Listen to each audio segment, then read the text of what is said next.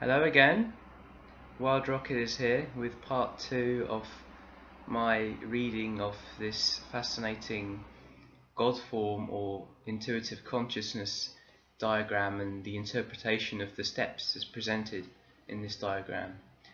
So, in part 1 we covered the ordinary terrain, and I think I forgot to show you the card properly in the first video, so I'll show it here now.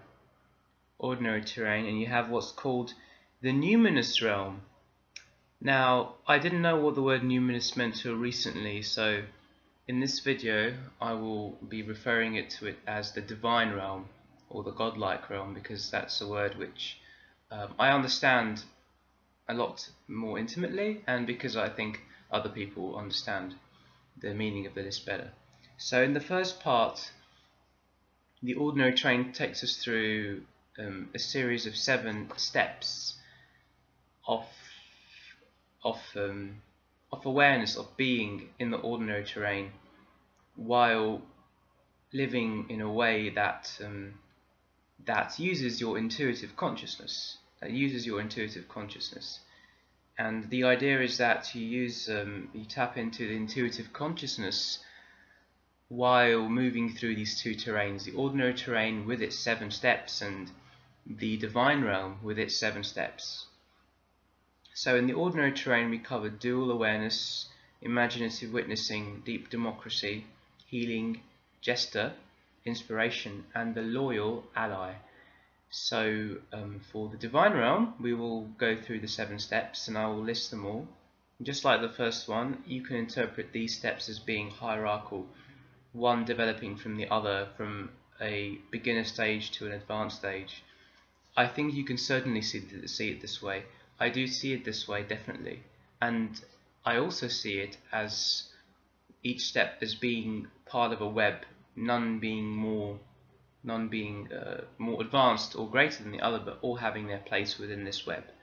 And as we live, we can move through each of them. Anyway, this diagram is not meant to be completely, not something. It's not something that you have to necessarily follow. It's just I just came across it. I thought it was very interesting, so I wanted to give my interpretation of it. So let's begin. The divine realm. Number 8, the well.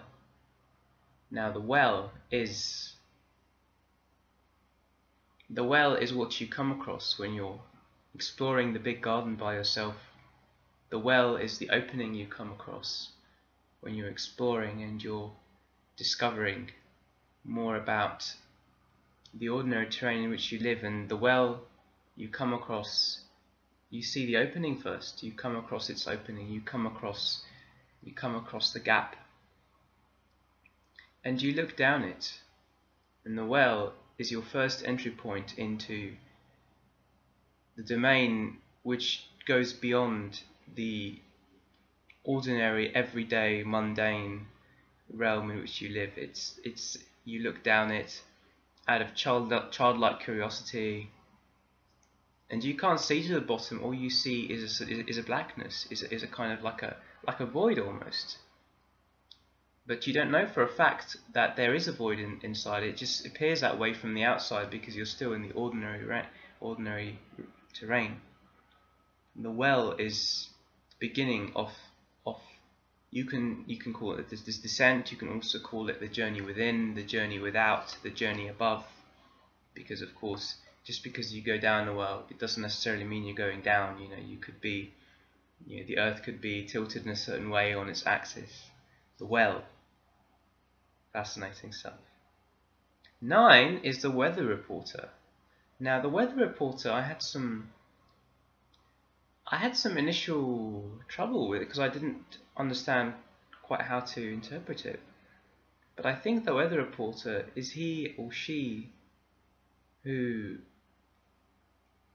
kind of is very aware while they're living, while they're existing, while they are being in this world, of the conditions, of the environment, to perceive them. They're able to perceive them with a level of accuracy which goes beyond simply being aware of more than one perspective of living, but you're able to see and perceive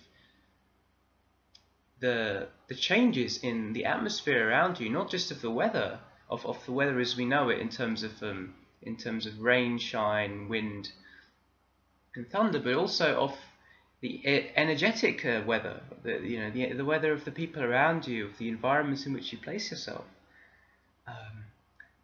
It's very fascinating, and to have that awareness, not just having the awareness, but being able to report on it with detail, to be able to perceive them with precision, to be able to give details about what you're seeing. Are the people around you happy or sad? What is the energy behind their words? What is their energy behind their presence? Are they coming from a place of love? Are they coming from a place of fear? Are they coming from a place of contraction, or are they coming from a place of expansion? These are all questions which the weather reporter is equipped to deal with.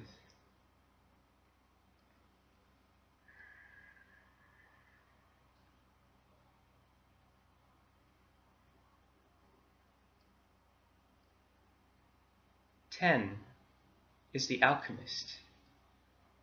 The alchemist is she or he, or it, or thee,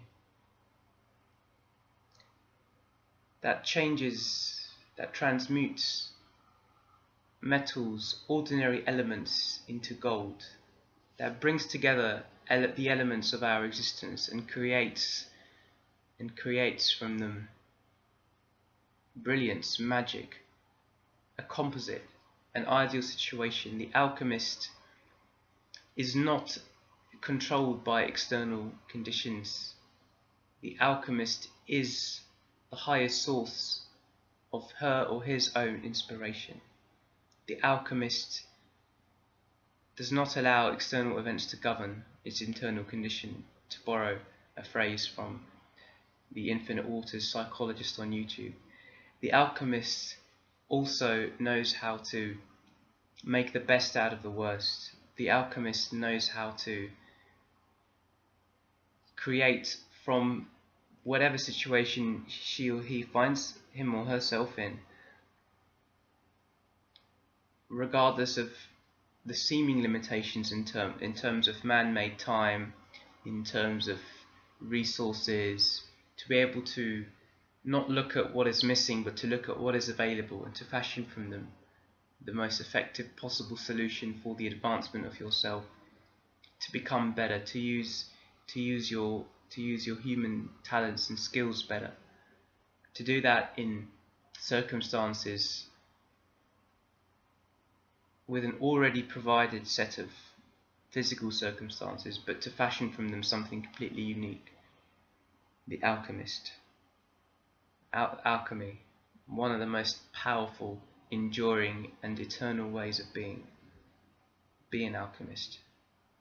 Or I should say, realize the alchemist that already exists within you. 11 is mediation. What's mediation? Interesting concept.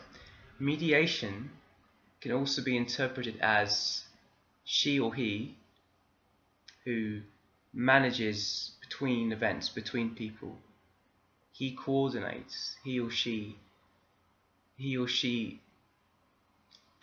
is always between events, always between commitments, always between activities, and knows how to manage between them, knows how to intuitively and very naturally move between one and the other, and also to relate them in a way which realizes that everything we experience and everything we go through is united. It's all linked. There is no real separation between anything we experience, whether it's emotions, whether it's commitments, whether it's activities. The mediator is the one who is always balanced. Mediation comes from the word medium, and medium can be any channel or vessel through which one experiences life, but medium can also mean the kind of middle level between the higher level and the lower level. So mediation, he or she who is always achieving and working towards balance and relating the different elements of his or her existence.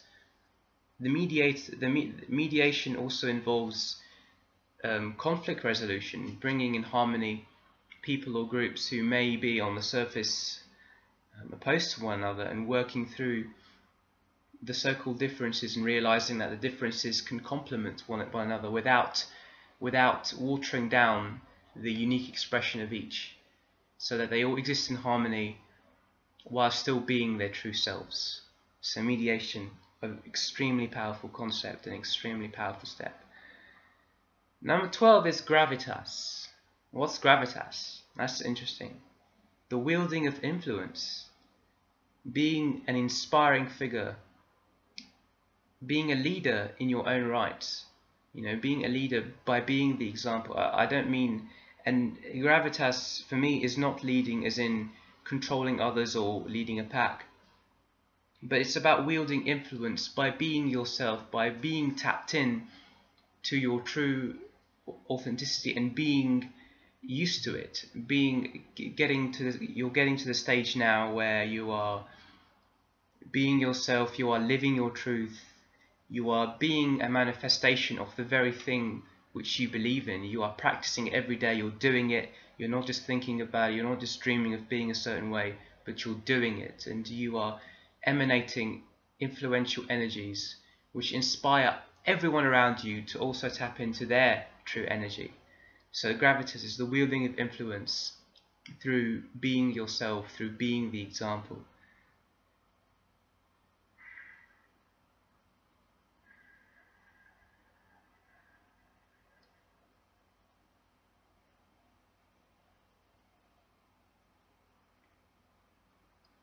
Number 13 is eldership. Eldership, the achieving the status of the sage, of the wise person, of the elder. He or she who has gone through a lifetime of from extreme suffering to unhindered joy, has experienced renewal, has experienced collapse, has experienced enlightenment, has gone through the challenges, has gone through the tribulations, and indeed is still going through all those things, because it's not something which starts at one point and ends at one point. It's an ongoing thing.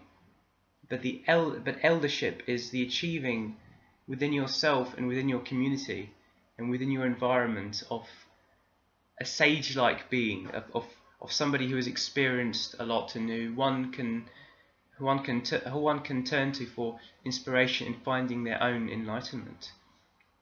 Eldership also implies a sense of peace, a sense of letting go, a sense of releasing, not holding on to attachments, whether they are material possessions or relationships or jobs or anything which gives one a very superficial satisfaction. As important as superficial satisfaction is, the eldership revels in everything she or he receives, but at the same time does not hold on, does not cling on to them past their process, past their lifespan. The eldership. 14. The last step, the first step, the one of all steps.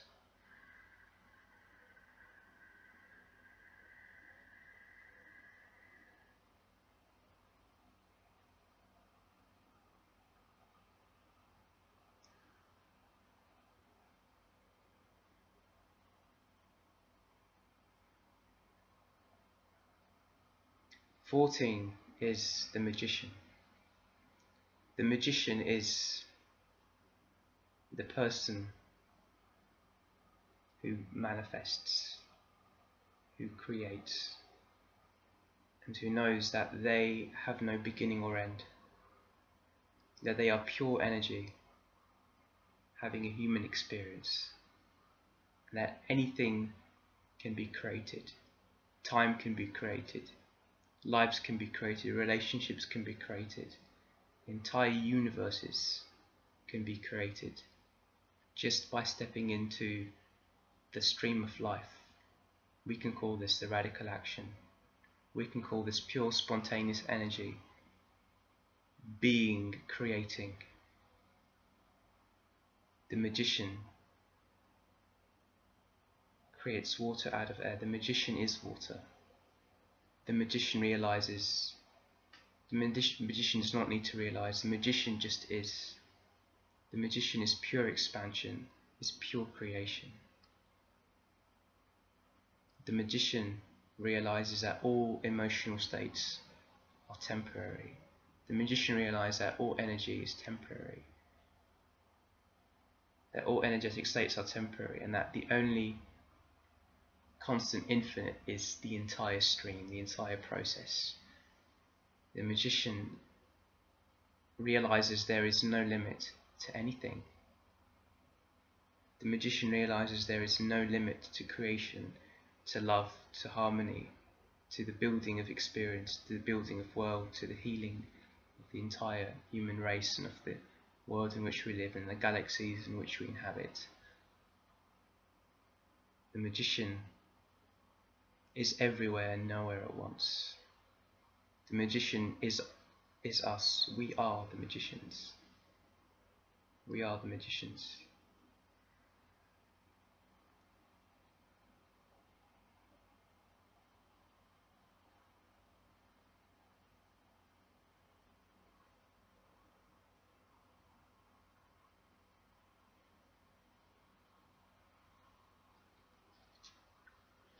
So thank you very much. Once again, here's the list. The Divine Realm, or the Numinous Realm, the Well, Weather Reporter, Alchemist, Mediation. I can't read backwards. Oh, Gravitas. Okay, yeah, no wonder I couldn't read that. Eldership and Magician. I hope you enjoyed these two parts. If you watched through all of them, great. If you watched only a little bit of them, I thank you anyway for your time today. I know we live in a world in which there are many people putting out a lot of stuff, and that's great and that's amazing. But I also understand that there are many things vying for your attention in this world. So the fact that you've given some of your time towards watching any of this is a huge blessing, and I'm very thankful and blessed for it. Have an amazing rest of the day. I hope you get to breathe the most amazing air, eat the most wonderful, wholesome, life-giving food, think the most positive, beaming, loving thoughts, and spend hours of your day doing that which you know you came here to do. Wild Rocket has been here with you today, Bashir Shamma. Have a wonderful rest of the day. Take care. Peace.